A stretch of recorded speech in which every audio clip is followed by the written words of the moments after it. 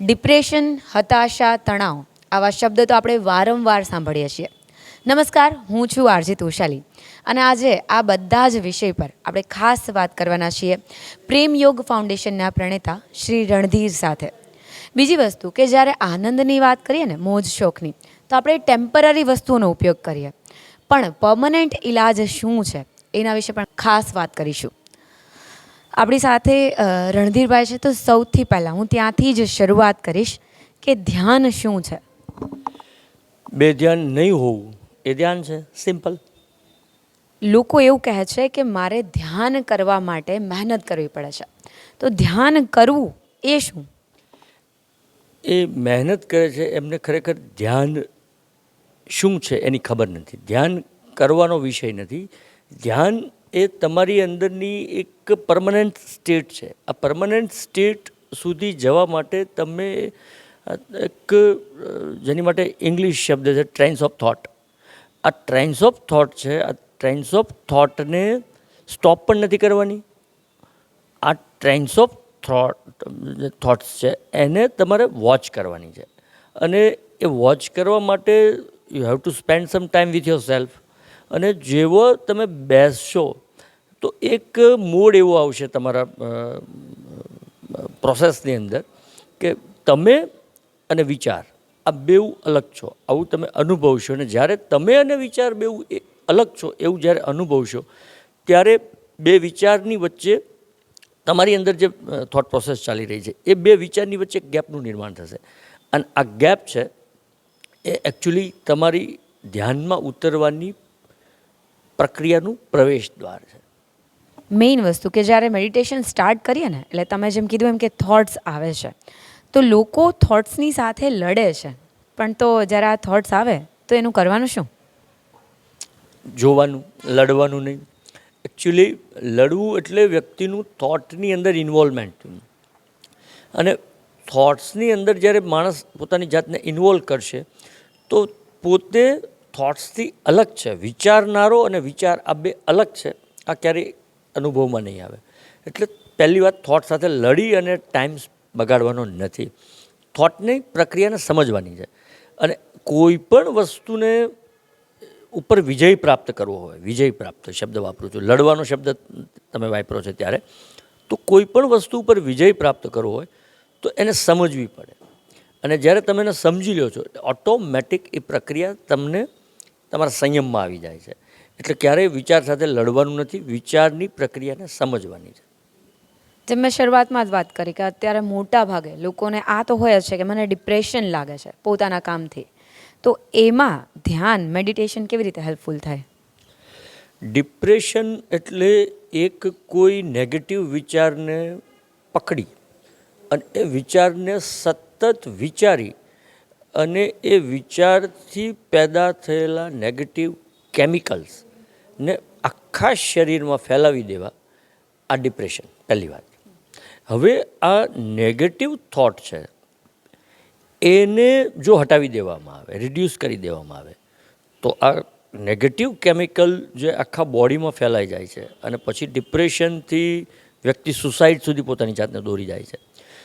તો એનું મૂળ છે નેગેટિવ થોટ. આ નેગેટિવ થોટને હટાવવા માટે, આ નેગેટિવ થોટને સમજવા માટે ધ્યાનની જે પ્રક્રિયા છે, જે ટેકનિક છે, એ ખૂબ મહત્ત્વપૂર્ણ છે.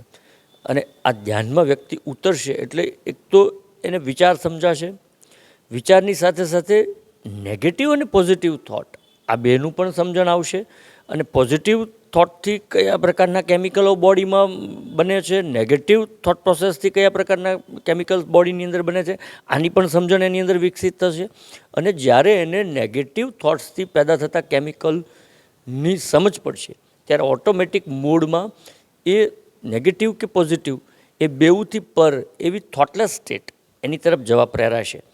અને આ થોટલેસ સ્ટેટ છે એ એનાથી જ આગળ ઉપર વ્યક્તિને પીસ, બેલેન્સ, જોય આનો અનુભવ થશે. એટલે મેડિટેશનની ટેકનિક ડિપ્રેશનને હટાવવા માટે મહત્ત્વની નહીં, એકમાત્ર પ્રક્રિયા છે. મહત્ત્વની શબ્દ નથી વાપરતો હું, એકમાત્ર પ્રક્રિયા છે, આવું દાવા સાથે કહું છું. તમે હમણાં એક શબ્દ વાપર્યો જોય, પણ આજકાલ યુથ માટે જોય એટલે શું? તો કે એન્ટરટેનમેન્ટ, ટેમ્પરરી જે વસ્તુમાં સુખ કે આનંદ મળે છે એનાથી પોતાના જે પણ દુઃખ હોય, હતાશા હોય એને કાઢી નાખે. પાછું થોડાક દિવસ પછી જે હતું એને થઈ જાય. તો તમારા માટે આનંદ શું છે? શું કરવું જોઈએ? જોઈને આપણે 3 વિભાગમાં વહેંચીએ. એક વસ્તુ છે ઓબ્જેક્ટિવ, જેમ કે ડ્રિંક્સ છે, ડ્રગ્સ છે, યુવા પેઢી આજ બહુ ઓબ્જેક્ટિવ જોય તરીકે એને લે છે. એક નેગેટિવમાં જાય છે, માની લો કે ડિપ્રેશન છે, સુસાઇડ છે, લોનલીનેસ છે, તો આ એક નેગેટિવ સાઈડ જાય છે. એક છે સબ્જેક્ટિવ જોય. અને આ જે સબ્જેક્ટિવ જોય છે એને કોઈ ઓબ્જેક્ટની જરૂર નથી, કોઈ પણ પ્રકારનું ડ્રિંકની જરૂર નથી, કોઈ પણ પ્રકારના ડ્રગ્સની જરૂર નથી. એ સબ્જેક્ટિવ જોય વ્યક્તિની પોતાની જાત સાથે જોડાયેલો છે અને વ્યક્તિની પોતાની અંદર આવેલો છે. હવે સબ્જેક્ટિવ જોય છે એની તરફ જો વ્યક્તિએ જવું હોય તો વ્યક્તિએ પોતાની જાતને સમજી અને પોતાની જાતની અંદર વધુને વધુ ઊંડા ઉતરવું પડે.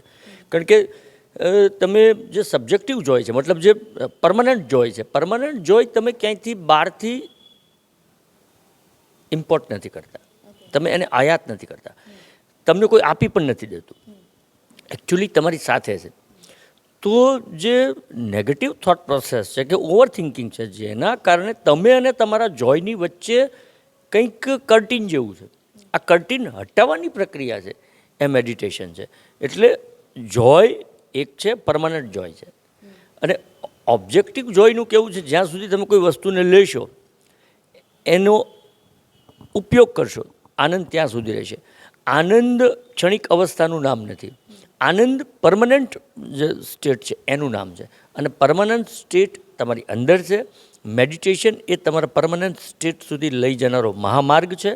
અને આ સબ્જેક્ટિવ જોય છે એને મેળવવા માટે તમે મેડિટેશનની ટેકનિકનો ઉપયોગ કરો છો. ઓબ્જેક્ટિવ જોય છે એ ક્ષણિક છે. કોઈ નેગેટિવ વેમાં ડિપ્રેશન કે લોનલીનેસની અંદર જવું એ બિલકુલ તમને તમારા જોય સુધી લઈ જનારું નથી. તમારા જોય સુધી જવા માટે તમે છો, તમારી જાત છે અને તમારો જોય છે. ખાસ તમે ઓવર થિંકિંગની વાત કરી કે ઘણી બધી વસ્તુઓ હોય, જેમ કે હું મારી જ પર્સનલ વાત કરું કે ઘણા બધા ડિસિઝન માઇન્ડની અંદર ફરતા હોય, પણ જ્યારે એને પ્રેક્ટિકલ ઇમ્પ્લિમેન્ટ કરવાનું હોય ને ત્યારે એ ઓવર થિંકિંગ એટલું માઇન્ડ પર હાવી થઈ જાય ને કે તમે રાઈટ અને રોંગ, તમે જે નેગેટિવ અને પોઝિટિવ થોટ કીધા એ વચ્ચેનો ડિફરન્સ જ ના ખબર પડે. તો એ રાઈટ ડિસિઝન માટે અને ઓવર થિંકિંગ અવોઇડ કરવા માટે મેડિટેશન કેવી રીતે કામ કરે? તો શાલી, તમે ક્યારે આંધી ઉઠતી હોય અને તમારે કંઈ બહાર નીકળવાનું થયું હોય તો ચશ્માનો ઉપયોગ કર્યો છે? આંધી રોકી શકાય એવી શક્યતા નથી, પણ ચશ્મા પહેરી શકાય એવી શક્યતા છે. એટલે વિચારોનું જે ઓવર થિંકિંગ છે, ઓવર થિંકિંગ તમારા સૌથી વધારે ક્યાંય નડતું હોય તો એ ડિસિઝન પાવરને વીક કરે છે. અને ડિસિઝન પાવર વીક ક્યારે થાય છે? કારણ કે તમે એક કોઈ બાબત માટે, એક કોઈ નિર્ણય માટે 1000 નિર્ણયને વિચારોની રૂપે સામે જુઓ છો ત્યારે અસમંજસમાં આવી જાઓ છો, અવઢવમાં આવી જાઓ છો. અને આ અસમંજસ કે અવઢવ ત્યારે પૂરી થાય છે જ્યારે 1000માંથી એક ખરો નિર્ણય કયો જે તમને સફળતા સુધી લઈ જાય. આનો નિર્ણય કરવો એ બહુ વ્યક્તિની માટે પેનિક છે, અથવા તો હું કહું તો બહુ ધીરજ માગી લે એવું છે. તો ધ્યાન છે એ તમારી અંદર ઉઠતા વિચારોના વમળને, વિચારોના વંટોળિયાને સમજવા માટેના ચશ્મા છે. જ્યારે તમે ધ્યાનના માધ્યમથી વિચારોના વંટોળિયાની વચ્ચે તમારા માટેનો કયો વિચાર યોગ્ય છે, તમારે કયો નિર્ણય લેવો જોઈએ, જે નિર્ણય તમને સફળતા સુધી દોરી જાય, અને બધી જ સમગ્રતયા શક્તિ જે તમે વિચારવામાં વેડફો છો, આ સમગ્રતયા શક્તિને તમે નિર્ણયાત્મક શક્તિ તરીકે વાપરો છો, અને ત્યારે તમારો નિર્ણય છે એ તમને સફળતા સુધી લઈ જાય છે. અને ઓબ્વિયસલી હજી હું કહું છું કે આ નિર્ણય શક્તિને ઇન્ક્રીઝ કે સોલિડ કરવા માટે ધ્યાન ચશ્માનું કામ કરે છે. જેમ તોફાન આંધી ઉઠતી હોય અને તમે બહાર નીકળો અને ચશ્મા પહેરી આંધીથી તમારી આંખને બચાવો છો અને તમારું ડ્રાઇવિંગ સેફલી કરો છો, એવી જ રીતે આ વિચારોના વંટોળિયામાંથી નિર્ણય શક્તિ સુધી પહોંચવા માટે ધ્યાન એ તમારા આંતરિક ચશ્મા છે. એક મેઇન વસ્તુ કે જે મેં જોઈ છે, ફેસ પણ કરી છે. ફાઇટ બે પ્રકારની હોય. તમે જ્યાં વંટોળ કીધા ને, એક આંતરિક આપણે આપણી સાથે ઘણીવાર કરતા હોય, અને મોટા ભાગે ફેમિલી મેમ્બર સાથે, ઓફિસવાળા સાથે, અને આ બધાની અંદર છે ને અટવાઈ જઈએ, એટલે ખબર ન પડે કે પોતાના વ્યક્તિઓ સાથે કેવી રીતે લડીને આગળ વધવું. યુદ્ધ બે છે, આંતરયુદ્ધ, બહિર્યુદ્ધ.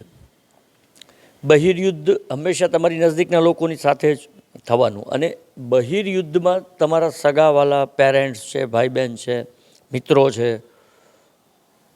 પ્રેમી પ્રેમિકા છે, હસબન્ડ વાઈફ છે, આ લોકો સામે આવવાના. એની અંદરથી બધાની માટે સુયોગ્ય નિર્ણય હોય, બધાને લાગુ પડતો હોય એવો નિર્ણય કરવામાં ખચકાવું નહીં જોઈએ. કારણ કે વ્યક્તિ નિર્ણય હંમેશા હું અને મારું આ બે વસ્તુને લક્ષ્યમાં લઈને લેતો હોય છે, અને હું અને મારામાંથી આવેલો નિર્ણય છે એ ડિસ્ટ્રેક્ટિવ હોય છે. અને જ્યારે ખરેખર બધાને, જેને કહેવાય ને કે સર્વ જીવ હિતાવહ, આપણી આજુબાજુના દરેક લોકોની માટે સારું થતું હોય, સારો વિચાર થતો હોય એવો ડિસિઝન લેવું હોય, જેને કન્સ્ટ્રક્ટિવ ડિસિઝન કહેવાય, તો એની માટે થોડા ભોગે, થોડું કોઈ આપણા નજદીકનાને દુઃખ લાગી જાય, એમની લાગણીઓને થોડું હર્ટ થાય, એ ભૂલીને પણ હંમેશા એવો નિર્ણય લેવો જોઈએ જેની અંદર લાંબા ગાળે એ જ લોકોને કાન પકડવા પડે કે નહીં, આ વ્યક્તિએ લીધેલો નિર્ણય તે દિવસે આપણને ખોટો લાગતો હતો, ખરાબ લાગતો હતો. આજે જ્યારે એનું પરિણામ આવ્યું છે ત્યારે આપણે સમજી શકીએ છીએ કે નિર્ણય ખૂબ સારો લેવાનો છે. એવું જ આંતરયુદ્ધનું છે. આંતરયુદ્ધમાં પણ જ્યારે તમે તમારી જાત સાથે લડો છો, તમારી જાત સાથે કોમ્પિટ કરો છો, એ સમયે પણ હું ને મારું આવશે, શોર્ટકટ આવશે, નજદીકથી મને કેટલું લાભ થાય છે, કેટલું ઝડપથી હું ગેઇન કરી શકું છું, કેટલા ઝડપથી હું ગોલ અચીવ કરી શકું છું. તો ઓલવેઝ અવોઇડ શોર્ટકટ. અને એની અંદર પણ જુઓ કે શું તમે બેસ્ટ આપી શકો એમ છો, શું બેસ્ટ કરવું જોઈએ, કયો નિર્ણય બેસ્ટ તમારી જાત, તમારા પરિવાર, તમારી સોસાયટીની માટે છે, એને બરાબર ઓબ્ઝર્વ કરશો, એને બરાબર સમજશો અને સમજીને નિર્ણય લેશો તો બહિર્યુદ્ધ પણ જીતી શકશો અને આંતરયુદ્ધ પણ જીતી શકશો. બેવું યુદ્ધ જીતવામાં બધા જ તમારી સાથે હશે એવું માનવાની જરૂર નથી. ક્યારેક આંતરયુદ્ધમાં તમારો ઈગો હર્ટ થશે અને તમે એમ સમજશો કે હું દુઃખી, ખરેખર આત્માનો સ્વભાવ આનંદ છે, એ કોઈ દિવસ દુઃખી થતો નથી, દુઃખી થાય છે ઈગો. અને તમે જ્યારે સાચો નિર્ણય લેશો ત્યારે સૌથી પહેલાં હર્ટ થશે ઈગો. તો જ્યારે આ મેડિટેશન હોય એનાથી ઈગો અને એને કેવી રીતે દૂર કરો? ઈગોના નિર્માણને સમજવું પડશે. માણસ વિચારે છે, એક વિચારને પકડે છે, એ વિચારની અંદર પોતાની ઈચ્છાશક્તિ એટલે કે પોતાના પાવરને એડ કરે છે. આ ઈચ્છાશક્તિ વેળા પછી એ ડિસિઝન લે છે, ડિસિઝન પછી એ સફળ થાય છે, એ સફળ થાય છે પછી એની અંદર ડુઅરનું એક ભાવનું નિર્માણ થાય છે, ફિલિંગ આવે છે કે I am the doer, I am the best, મેં આ ડિસિઝન લીધું અને એટલે આ થયું. આ જે ડુઅર છે એનો એન્ડ છે એ ઈગો છે. એટલે હંમેશા કોઈ પણ કામ થાય, આપણાથી થાય, આપણે બહુ બધા કામમાં સક્સેસ જઈએ, એ સક્સેસને ડાયજેસ્ટ કરવી પડશે. અને આ સક્સેસને તમારે નિમિત્ત એટલે કે ઘટિત થઈ ગયું. કોઈ પણ કાર્ય છે એને તમે થઈ ગયું થવા દેશો તમારાથી, તમારી સ્કિલનો યુટિલાઇઝ થાય, તમારા પાવરનો યુટિલાઇઝ થાય અને તમારું બેસ્ટ આઉટપુટ આવે, તો એ આઉટપુટને આવવા દો. આ આઉટપુટ મારા દ્વારા આવ્યું છે, હું જ લાવી શકું, આ જે ભાવ છે એનાથી ઈગોનું નિર્માણ થાય છે. અને આ ઈગો એ આગળ ઉપર તમારી પ્રગતિને અવરોધક બને છે, તમારી પ્રગતિને રોકનારો બને છે. કોઈ પણ એક કલાકાર છે, એમનું ઘણીવાર બન્યું છે એવું કે એમનું પહેલું જ મૂવી બહુ સુપર હિટ ગયું હોય, પછી પાછળની કારકિર્દી એમની બહુ નિષ્ફળ ગઈ હોય, કારણ કે પહેલાં મૂવીના સફળ થવાથી એ વ્યક્તિની અંદર ખૂબ ભયંકર હદે ઈગોનું નિર્માણ થઈ જાય છે અને આગળની લાંબી કારકિર્દી એ ચૂકી જાય છે. એટલે હંમેશા એક કાર્ય થાય, એ કાર્ય તમારા દ્વારા સફળ થાય એટલે ફટાક એ સફળતા એ કાર્ય ભૂલી આગળના બીજા કાર્ય માટે બાળ સહજ સ્વભાવથી બિલકુલ ઈગોલેસ થઈ ગયું છે, બહુ સારું થયું છે કરી અને જો આગળ નીકળશો તો તમારી કારકિર્દી ખૂબ લાંબી, સફળ અને સાર્થક બનશે. એક લાસ્ટ ક્વેશ્ચન, આજની યુથ એનું મેઇન એક પ્રોબ્લેમ હોય ને, આમ તો પ્રોબ્લેમ નહીં, સોલ્યુશન બધાને જોઈતું હોય, બેલેન્સ લાઈફ, ફાઇનાન્શિયલી પ્રોપર હોવા જોઈએ, ફેમિલી પ્રોપર હોવું જોઈએ અને મેઇન પીસ ઓફ માઇન્ડ એ સારું હોવું જોઈએ. તો આ બેલેન્સ લાઈફ અને મેડિટેશન એ બંને સાથે જોડીને શું કરી શકાય, કેવી રીતે કરી શકાય? એકચ્યુઅલી બે અલગ નથી. મેડિટેશનનું બીજું નામ કહો તો સંતુલન છે. કોઈ જ્યારે સ્પર્ધાત્મક રીતે જીવનમાં ઉતરી જાય છે, જ્યારે જીવનની અંદર સ્પર્ધા ઉતરી જાય છે, તો સ્પર્ધા ક્યારે ઈર્ષ્યામાં પરિણમી જાય છે અને આ ઈર્ષ્યાનું ઝેર છે એ ક્યારે માણસના મનને ખરાબ કરી નાખે છે. અથવા તો અસંતોષ જે છે કે કોઈ વસ્તુની પ્રાપ્તિ, દેખાદેખીથી કોઈ વસ્તુની પ્રાપ્તિ કરવી છે ત્યારે વ્યક્તિની અંદર અસંતોષનું નિર્માણ થાય છે. આ ઈર્ષ્યા અને અસંતોષના કારણે વ્યક્તિની અંદર અસંતુલન પેદા થાય છે. તો વ્યક્તિએ પોતાની ક્ષમતા, પોતાની સ્કિલ એને પોઝિટિવ વેમાં યુટિલાઇઝ કરીને, પોતાની જરૂરત સમજીને, પોતે દેખાદેખીથી બહાર નીકળીને પોતાની ક્ષમતા મુજબ પોતાની જરૂરિયાતને કેટલી ફૂલફિલ કરી શકે છે, આ સમજશે. અને આ વસ્તુને સમજવા માટે જો એ મેડિટેશનનો ટેકનિકનો ઉપયોગ કરશે તો એકચ્યુઅલી મેડિટેશનનું બીજું નામ, પહેલાં તમે મને જ્યારે પ્રશ્ન કર્યો ત્યારે મેં તમને કીધું હતું બે ધ્યાન નહીં હોવું એ ધ્યાન છે. અંતમાં હું તમને કહું છું કે સંતુલન એ ધ્યાનનું બીજું નામ છે. તમે બિલકુલ સંતુલિત થઈને નહીં ભૂતકાળમાં નહીં ભવિષ્યકાળમાં, વર્તમાનમાં તમારું જીવન જીવતા હો, વર્તમાનની જરૂરત વર્તમાનના જીવન મુજબ જીવતા હો, વર્તમાનની જરૂરત મુજબ તમારું જીવન ચાલતું હોય અને એ જરૂરતને પારખીને એ જરૂરત મુજબનું તમારું અર્નિંગ હોય, એ મુજબનું તમારું કરિયર હોય, એ મુજબની તમારી મહેનત હોય તો એક સહજ સંતુલન જળવાઈ રહેશે. અને આ સહજ સંતુલનને જાળવી રાખવા માટે meditation, again I am saying કે મેડિટેશન એ બેસ્ટ ટેકનિક છે, બેસ્ટ મેડિસિન ફોર માઇન્ડ છે.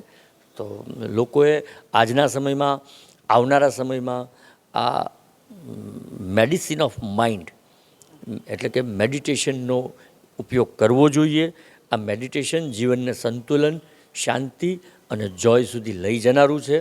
અને આ હું મારા અનુભવ બહોળા ધ્યાનના બહોળા અને ગહન અનુભવના અંતે કહું છું. અને આ અનુભવજન્ય પ્રાયોગિક પ્રક્રિયા છે જે યુથ ખાસ કરીને આ સમયમાં યુટિલાઇઝ કરશે તો આમ ડેમ શ્યોર કે ડ્રગ્સ, ડ્રિંક, સુસાઇડ અને ડિપ્રેશન જેવી વિનાશક બાબતોથી પોતાની જાતને બચાવી અને એક સુંદર મજાની જીવનનું નિર્માણ કરી શકશે અને પોતાના આજુબાજુના લોકોના જીવનમાં પણ આ સુંદરતાનો ફેલાવો કરી શકશે. તો ફ્રેન્ડ્સ, આપણે જેવી રીતે વાત કરતા હોય ને કે મારા જીવનનો મૂળ હેતુ બેલેન્સ લાઈફ છે, મેડિટેશન એ જ બેલેન્સ લાઈફ છે. એટલે કે બે ધ્યાન ના થવું એ જ તે મેડિટેશન છે. જ્યારે આપણે કોઈ પણ વસ્તુમાં ફોકસ કરીએ છીએ તો ધીમે ધીમે સંતોષ આવવા લાગે છે. એટલે પહેલાં પણ મેં જેમ વાત કરી કે હતાશા, તણાવ અને ડિપ્રેશન જે બેલેન્સ લાઈફથી આપણે દૂર કરી શકશું તો ટેમ્પરરી જે હેપીનેસ ફાઇન્ડ કરીએ છીએ ને એની બદલે અંદરથી જ તમને પર્મનન્ટ હેપીનેસ મળી શકશે. એવું જ તે આજના આ અધ્યાયમાં શ્રી રણધીરે જણાવ્યું. Thank you.